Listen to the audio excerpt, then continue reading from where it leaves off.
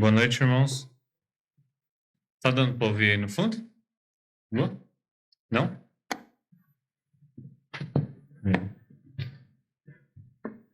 Agora tá dando para ouvir? Tranquilo?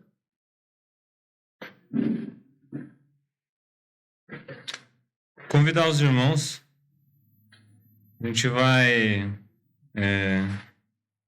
meditar um pouco no livro de Jonas.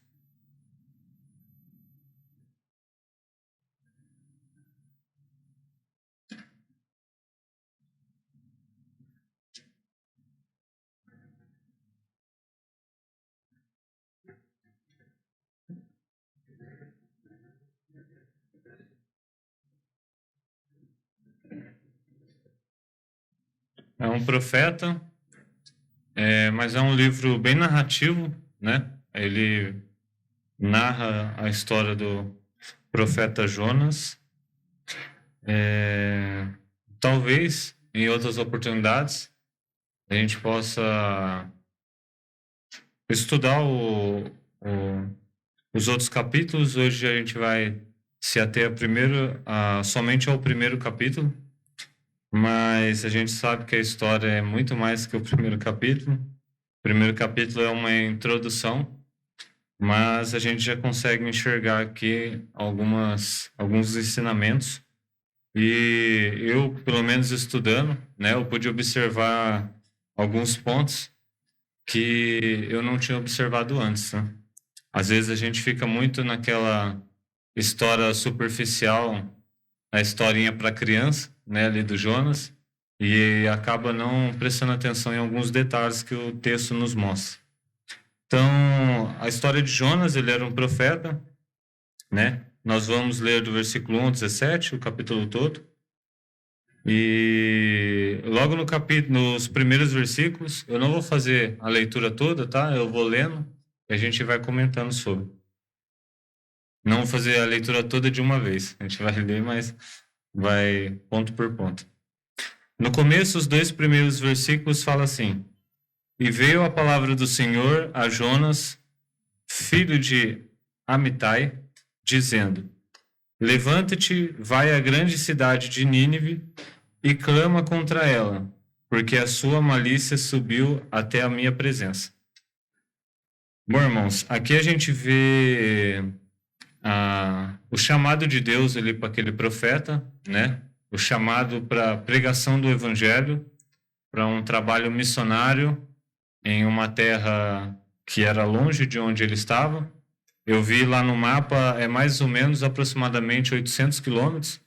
Teria que fazer uma viagem, eu não vou saber agora qual que é, se é norte, se é leste, mas Jerusalém estava aqui e estava um pouquinho acima, assim, acho que deve ser nordeste, algo do tipo. Ou um pouquinho não, né, que são 800 quilômetros, mas estava localizado ali, na parte do nordeste, mais ou menos. E a gente vê que do capítulo 2, do versículo 2 para o versículo 3, ele não nos dá um resumo, né? Ele vai explicar lá na frente, em outros capítulos, ou até em outros livros mesmo, da Bíblia, o porquê Jonas se levantou, né? Eu vou ler o versículo 3. Porém, Jonas se levantou para fugir da presença do Senhor, para Tarsis. E descendo a Jope, achou um navio que ia para Tarsis. Pagou, pois, a sua passagem e desceu para dentro dele, para ir com eles para Tarsis, para longe da presença do Senhor. Aqui ele não nos dá uma explicação clara já de imediato o porquê Jonas recusou, né, o chamado de Deus ali para ir pregar o evangelho, na verdade, para pregar ali a Deus, né, a palavra de Deus, na cidade de Nínive. A gente tem informações em Naum, se vocês forem ler no decorrer do livro de Naum, ele traz bastante informações sobre Nínive. Eu não anotei aqui as passagens que falam sobre que aborda cada ponto de Nínive, né, cada característica negativa, mas está no livro de Naum, em Reis também você acha, Segunda Reis, mas eu anotei aqui essas características. Lá tinha muitas conspirações contra Deus, né? A gente sabe que qualquer pecado é um tipo de afronta a Deus, mas lá eles tinham as conspirações contra Deus mesmo, tendo como blasfêmias e outras coisas. Exploração dos desamparados. Eles não tinham amor ao próximo nessa cidade, era uma cidade muito cruel. O terceiro ponto era crueldade na guerra. Eles eram conhecidos também por ser na parte da guerra ali, bem cruéis com aqueles que eles estavam dominando e guerreando. E não só com isso, mas eles eram cruéis com até os seus habitantes. Lá tinha muita idolatria. A idolatria lá realmente imperava. Prostituição e pecados sexuais também era algo que era bem presente nessa cidade. E aqui também fala de feitiçaria, tá? Além de tudo isso, irmãos, a gente sabe que em breve, Nínive, né? Acho que são 50 anos mais ou menos depois, ela se torna a capital do Império Assírio também. E nós sabemos, né? Estudando, eu pude ver que Jonas meio que tinha um preconceito com esse povo, né? E ele sabia que se ele fosse pregar o evangelho lá, ele poderia morrer, ele poderia ali sofrer na mão daquele povo. E nós vemos no decorrer do livro, se tiver uma outra oportunidade para a gente poder estudar, ou os irmãos quiserem continuar a leitura em casa, vocês vão ver que Jonas, ele realmente tinha um amargor no seu coração e ele não queria que aquele povo viesse ao arrependimento. Então, a gente já pula aí do versículo 2 para o versículo 3, sem essas informações, mas eu pude estudar e pude enxergar dessa forma, né? Acho que fica um pouco mais claro para a gente. E Jonas, ele resolve desobedecer a Deus, né? Tinha um chamado muito claro a ele, mas ele se levantou e foi de contrário à vontade de Deus. Nós podemos trazer esse ensinamento para as nossas vidas, irmãos. Uma vez que a gente é cristão, a gente tem esse mesmo chamado. Ali foi algo bem específico para Jonas, mas nós podemos ver no Novo Testamento, Cristo nos dando essa ordem, ali em Mateus 28.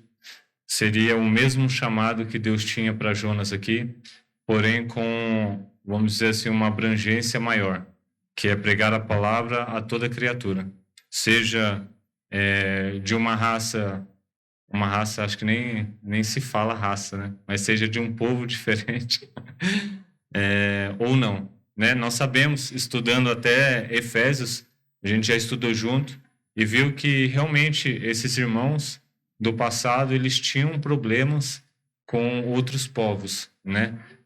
No caso ali, os gentios, a gente vê Paulo tratando com a igreja de Éfeso sobre como eles teriam que lidar, uma vez que gentios e judeus estariam congregando no mesmo corpo. E a gente, estudando, a gente pode perceber que naquela época era algo bem forte, né? Nós temos informações que tinham muitas guerras, tinha muito de conquista de povos, então isso é algo bem presente, uma vez que alguns povos, como os ninivitas, tá certo, né? Como os ninivitas não tinham essa misericórdia, né? Na hora da guerra e até com o seu próprio povo. Eles eram bem cruéis e Jonas, por medo ou por, às vezes, esse desapreço por esse povo, ele decidiu fugir, né? Aqui fala fugir da presença do Senhor, uma vez que é só uma forma de expressão, porque acredito que Jonas sabia que não teria como fugir da presença do Senhor, né? E mais para frente a gente vê que realmente é uma forma de expressão, que ele vai falar assim, ó, vou continuar lendo. Mas o Senhor mandou ao mar um grande vento e fez-se no mar uma forte tempestade, e o navio estava a ponto de quebrar-se. Então temeram os marinheiros Só um segundo, irmãos.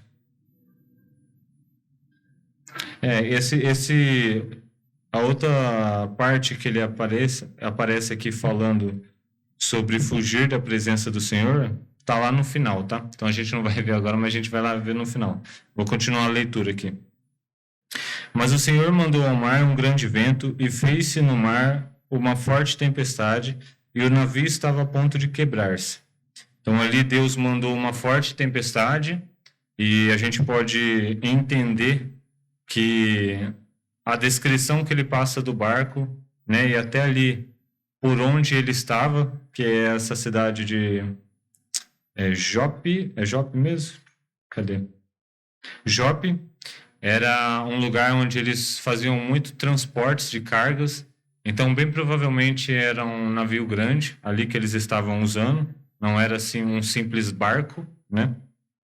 E nós podemos entender, conhecendo um pouco do mar e de tempestade, que realmente era algo grandioso que estava acontecendo ali, né? A ponto de quase quebrar o navio. Então temeram os marinheiros e clamavam cada um ao seu Deus, e lançaram ao mar as cargas que estavam no navio para o aliviarem do seu peso.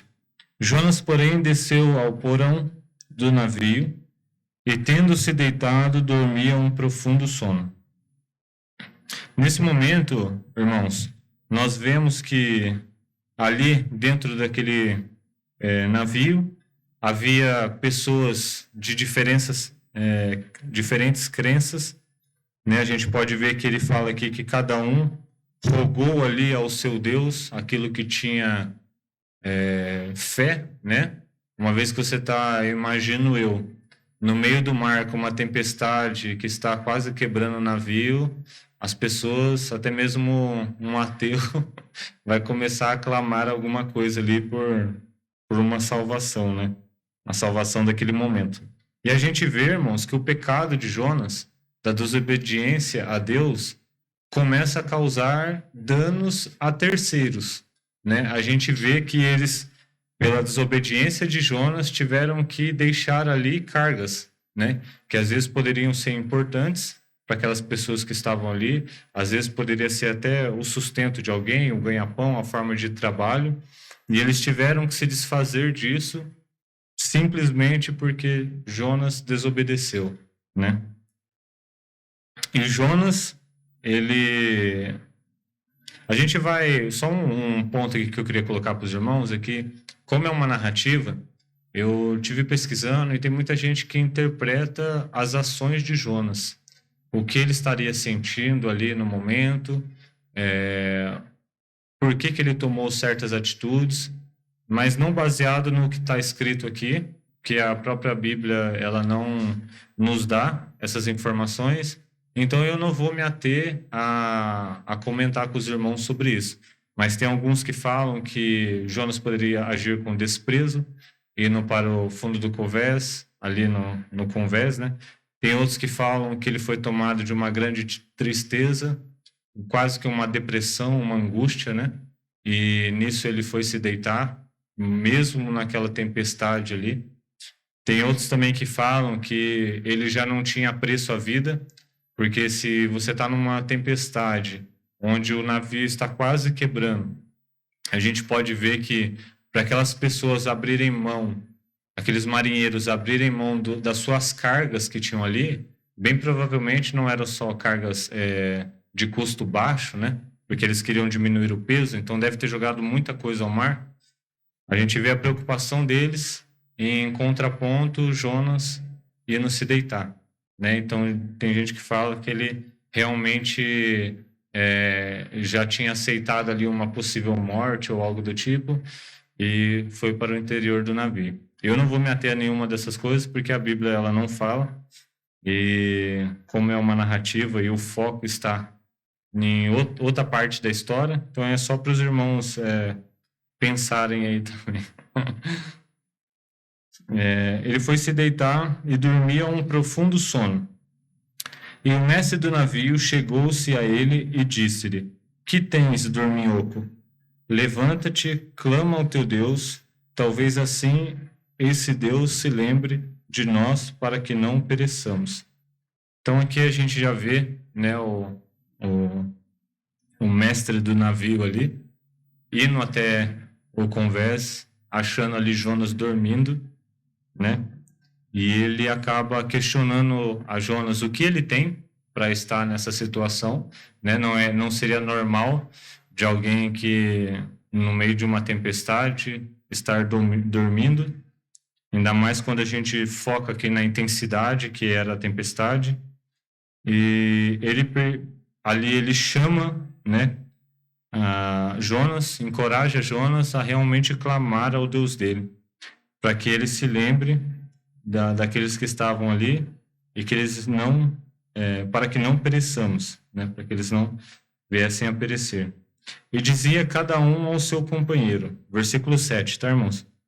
E diziam cada um ao seu companheiro: Vinde e lancemos sortes, para que saibamos por que causa nos sobreveio este mal. E lançaram sortes, e a sorte caiu sobre Jonas. Aqui é outro ponto também, eu não vou me ater, né? Tem muita gente que fala se foi Deus que fez com que a sorte caísse sobre Jonas, mas eu acredito assim, tem outros que falam que não, que foi só uma coincidência e assim entrou nessa narrativa. Então eu não vou me ater a isso, porque a própria palavra não sabe, não fala, mas nós podemos ter certeza, irmãos, que o plano de Deus era certo ali, e se não fosse dessa maneira, ia ser de outra maneira, né? Então, eles lançaram a sorte ali e caiu sobre Jonas. Então lhe disseram: Declara-nos tu agora, por causa de quem nos sobreveio este mal. Que ocupação é a tua? De onde vens? Qual é a tua terra? E de que povo és tu?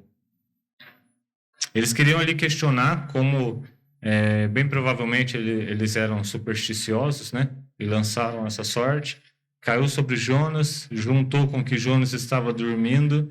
Ali, creio que eles começaram a observar a situação como um todo e quiseram questionar quem era Jonas. Por que aquilo estava acontecendo? De que terra ele era? De que povo ele era? Que ocupação era dele? O que ele fazia da vida? E ele lhes disse, a resposta de Jonas foi a seguinte: Eu sou hebreu e temo ao Senhor, o Deus do céu, que fez o mar e a terra seca. Então estes homens se encheram de grande temor e disseram-lhe: Por que fizeste tu isso? Pois sabiam os homens que fugia da presença do Senhor, porque ele lhe tinha declarado. É esse versículo aqui que eu falei para os irmãos, que é sobre fugir da presença do Senhor. Esse fugir da presença do Senhor, eu acredito que seja uma maneira de fugir daquilo que Deus tinha determinado para ele fazer. Né? Jonas, ele sabia ali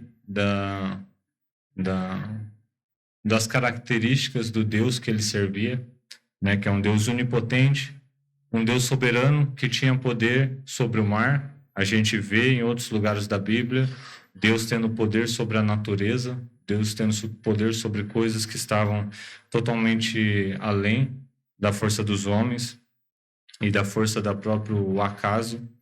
A gente vê que Jonas sabia a onisciência de Deus, ele sabia que ele não poderia se esconder de Deus, mas ali tomado pelo pecado, né, ele acabou não tendo essa perspectiva e acabou não julgando as consequências dos atos que ele estava tomando. A gente vai observar isso mais para frente. Mas aqui ele se declara, então, um crente no Senhor, o Deus do céu que fez o mar e a terra seca. E ele declara aqueles marinheiros ali o porquê que aquilo estava acontecendo, que ele estava fugindo da presença do Senhor. Aqui a gente já vê dois pontos que eu queria pensar juntamente com os irmãos. Se na nossa vida, irmãos, no nosso dia a dia, a gente tem refletido sobre quem é o nosso Deus. A gente estudou aqui recentemente com o pastor e no domingo passado o irmão Daniel tocou no assunto, eu acho que foi o irmão Daniel mesmo, se eu não me engano. Dá até aquele hino que cantamos de sonda-me, ó Deus, pois vê o meu coração. E a gente para pensar, será que é isso mesmo que a gente quer? Será que se a gente parasse todos os dias para refletir sobre a grandeza de Deus, para refletir quem é o Deus que nós servimos, será que nós pecaríamos com a mesma frequência que às vezes pecamos no nosso dia a dia? Aqui nós vemos que Jonas negligenciou todo o poder de Deus, negligenciou a ordem de Deus, desobedecendo, negligenciou que Deus poderia, que a vontade de Deus seria feita independente do que ele teria ali para agregar ou de qualquer atitude dele. E ele ignorou tudo isso. E muitas vezes a gente ignora isso também. Às vezes a gente se pega pecando em algo que, se a gente parasse todos os dias e ficasse refletindo em quem é o nosso Deus, em o que Cristo fez por nós na cruz, o que Deus requer do seu povo, talvez isso não aconteceria. Então, um dos primeiros pontos que eu acho que a gente pode pegar aqui nessa introdução dessa história é realmente refletir a todo momento as características de Deus, a grandeza do Deus a quem nós servimos, a grandeza da responsabilidade que nós temos em levar o Evangelho. Foi falado pelo pastor Marcos aqui sobre isso também. E nós não podemos negligenciar todas essas coisas. A segunda coisa, irmãos, fugiu da minha cabeça, mas eu já vou lembrar. Calma aí. A segunda coisa é o mau testemunho que Jonas deu aqui. Você vê que aqueles marinheiros, bem provavelmente, depois de todo o contexto, eles ficaram ali com uma certa raiva, né? Um desgosto por Jonas, porque eles tiveram que se desfazer de coisas, passaram por momentos ali bem difíceis. Acredito que a gente vai ver que eles tentam remar para voltar para a terra, então eles tiveram um trabalho bem duro. Quem conhece ou já assistiu alguns filmes sabe o quão difícil é mexer com um navio no mar, ainda mais numa tempestade. Então, a gente vê Jonas como um profeta de Deus, fugindo daquilo que Deus tinha chamado ele para fazer, por conta de orgulho, por conta de, às vezes, um desapreço ali com um certo povo e a desobediência, e a gente vê ele dando um mau testemunho, né? A gente vê que ali tinham pessoas que não criam em Deus, bem provavelmente tinham pessoas que criam em Deus também, como a gente vai ver no decorrer dos versículos, mas a gente vê que ele acabou causando ali um mau testemunho, e é o que o pecado faz, né, irmãos? O pecado, ele nos envergonha, e muitas vezes nós pecamos contra Deus, desobedecemos contra Deus, e isso uma hora vai vir à tona, e isso vai trazer vergonha, né, ao Evangelho, vergonha a quem nós proclamamos. Ele se dizia profeta de Deus e estava ali fugindo da presença de Deus, causando danos àqueles marinheiros, e até que chegasse esse momento aqui, né? E o versículo 12 fala assim... Não, versículo 11, perdão. E disseram-lhe: que te faremos nós para que o mar se nos acalme? Porque o mar ia se tornando cada vez mais tempestuoso. Então a gente vê que não foi algo que foi só um vento que soprou ali, era uma tempestade que a cada momento que passava, por mais que eles diminuíram ali os pesos, estavam todos trabalhando. Aqui a gente vê que é uma hora que eles já pararam, então bem provavelmente eles já não viam tanta utilidade em tentar resolver de alguma forma ali, já foram caçar outros problemas, né? Eles estão aqui dialogando. E eles questionaram a Jonas, né? O que eles deveriam fazer para que aquilo ali se acalmasse, para que o mar se acalmasse. Entretanto, versículo 12. E ele lhes disse, ele, Jonas, tá? Levantai-me e lançai-me ao mar, e o mar se vos aquietará, porque eu sei que por minha causa vos sobreveio esta grande tempestade. Aqui, irmãos, a gente já vê que Jonas, ele sabia que aquilo dali estava acontecendo por causa dele. Ele sabia que aquilo dali era consequência da desobediência dele. E aqui é o outro ponto que eu tinha comentado com os irmãos, de que ele tinha realmente perdido a perspectiva. E muitas vezes é o que o pecado faz com a gente. Jonas, ele estava com medo de sofrer na mão dos ninivitas, de talvez perder a sua vida, e aqui ele entrega a sua vida em sacrifício para salvar aqueles marinheiros. De qualquer forma, ele ia perder a vida dele, e ele acabou perdendo essa perspectiva.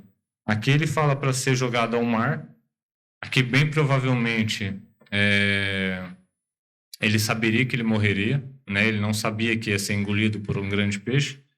Mas numa tempestade, você ser jogado ao mar, às vezes a gente está ali na praia, pega uma corrente de retorno e tem pessoas que morrem, né? Em alto mar, no meio de uma tempestade, é praticamente ali. Eu acho que ele não tinha perspectiva de vida, a não ser se Deus agisse, né? Então a gente vê que ele perdeu essa perspectiva, porque com medo de morrer, por isso que eu acho que e até no decorrer do livro a gente vai ver também, era um pouco disso, do medo da crueldade daqueles ninivitas, mas tinha também orgulho no coração dele, que ele não queria que aqueles ninivitas ouvissem sobre Deus, né?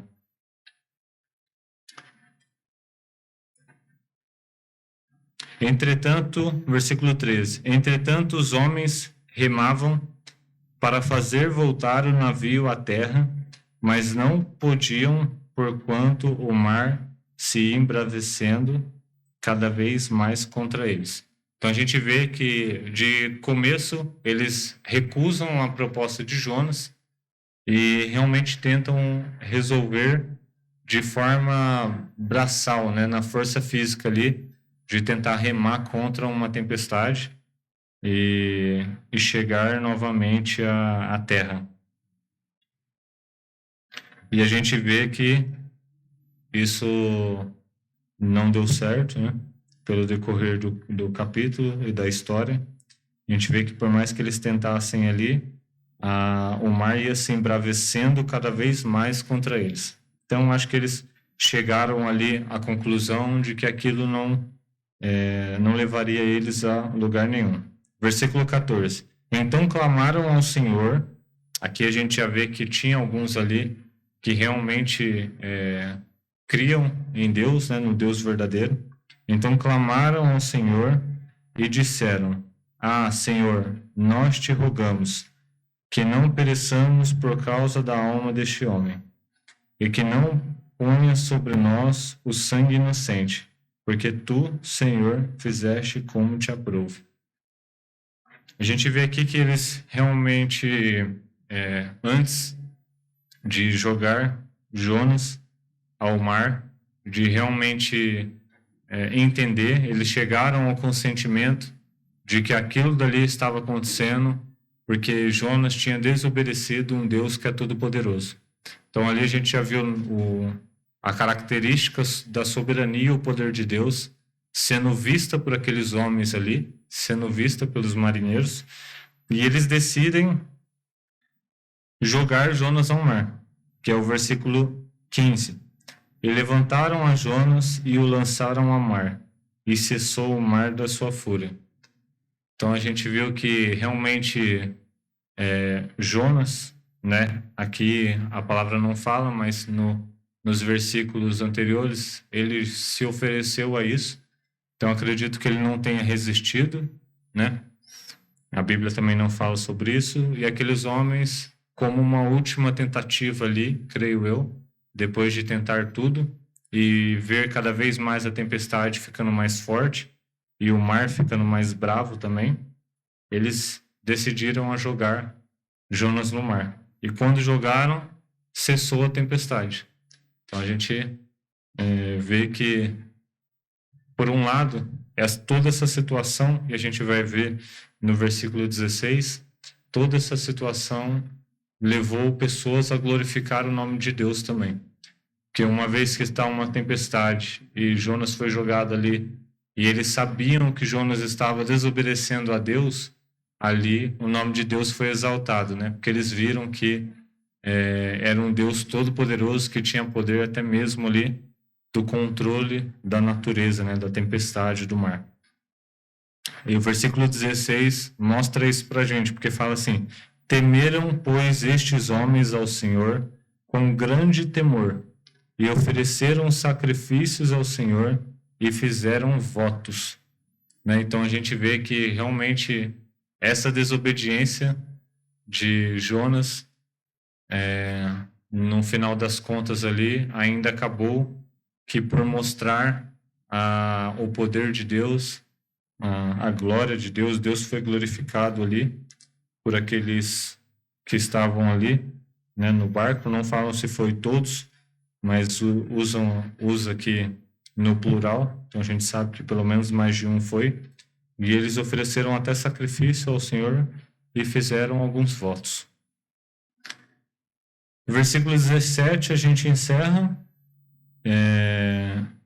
e ele fala assim: preparou, pois, o Senhor um grande peixe para que tragasse a Jonas, e estivesse Jonas 3 dias e 3 noites nas entranhas do peixe. A gente vê que Deus aqui ele prepara um grande peixe. Em Mateus trata como baleia, né? Aqui fala grande peixe. Independente de qual seja a espécie do peixe ali, a gente vê que Deus foi misericordioso com ele, que Deus poderia muito bem deixar ali ele se afogar e morrer por consequência da sua desobediência. Mas Deus faz de forma misericordiosa que um peixe engula ele e guarda ele por 3 dias e 3 noites dentro do estômago de um peixe. A gente sabe, e mais para frente, lá em Mateus, a gente vai ver que era alusão a Cristo, né? Jonas ali dentro do peixe 3 dias e 3 noites, do tempo que Cristo ali morreria na cruz e demoraria para ressuscitar. Mas a gente vê que no decorrer da história, né, Jonas acaba indo para aquele lugar que ele poderia ter ido da primeira vez, ali em Nínive, da primeira vez com que Deus tinha colocado esse chamado para ele, dado essa ordem. Ele teve que passar por tudo isso daqui, né? Além de uma tempestade, além de ser jogado ao mar, ainda ficar 3 dias dentro da barriga de um peixe, eu acredito que não é nada agradável, né? E no capítulo 1 é isso, irmãos. Então, eu tinha estudado. Deixa eu ver só se eu não esqueci nada aqui, que eu acabei nem... Não, acho que é isso mesmo. E nesse capítulo 1, eu já tinha lido, mas como a gente lê como uma introdução, indo direto para a parte que Jonas estava dentro do peixe ali, orando a Deus, a gente acaba deixando passar alguns detalhes, né? Eu, pelo menos, sempre deixei passar esses detalhes. E estudando, eu pude observar que a gente tem que dar mais valor àquilo que foi colocado a nós como um chamado por Deus, que é para pregar o evangelho. Jonas, ele não quis pregar o evangelho, veio a palavra a ele diretamente ali de Deus, eram outros tempos, Deus falava com aquele povo de formas diferentes, e nós vemos que na palavra de Deus, que é a mesma palavra, que é realmente, a Bíblia é a palavra de Deus, e a gente vê em Mateus 28, o chamado de nós que se denominamos seguidores de Cristo, a pregar o evangelho a toda criatura. Para você ver, aqui tudo aconteceu porque Jonas teria que deixar de lado um orgulho. E muitas vezes o pecado que vem, vamos dizer assim, minando esse chamado que nós temos, às vezes pode ser vergonha, às vezes pode ser preguiça, às vezes pode ser você se atarefar com as coisas desse mundo e buscar riquezas de forma que leve o seu tempo e você não consiga pregar a Cristo. E eu acho que como igreja a gente deveria se atentar a isso. Se realmente estamos seguindo, obedecendo a Deus nas ordenanças que Ele tem nos passado em Sua palavra, né? E outro dos ensinamentos que eu pude pegar aqui para mim, de forma do erro de Jonas, né? É sempre estar meditando, irmãos, na grandeza de Deus, na grandeza das características de Deus, e saber que a nossa negligência ao Evangelho, à pregação do Evangelho, está sendo percebida por Deus. Até mesmo a negligência dos nossos corações em algum pensamento, em alguma oportunidade que você percebe a oportunidade e não concretiza ali a pregação do Evangelho, e isso está sendo percebido por Deus. A gente tende a deixar isso de lado, a deixar as características de Deus de lado, e isso passar desapercebido no nosso dia a dia, mas nós temos que ter a consciência de que Deus, ele está ciente de todas essas coisas.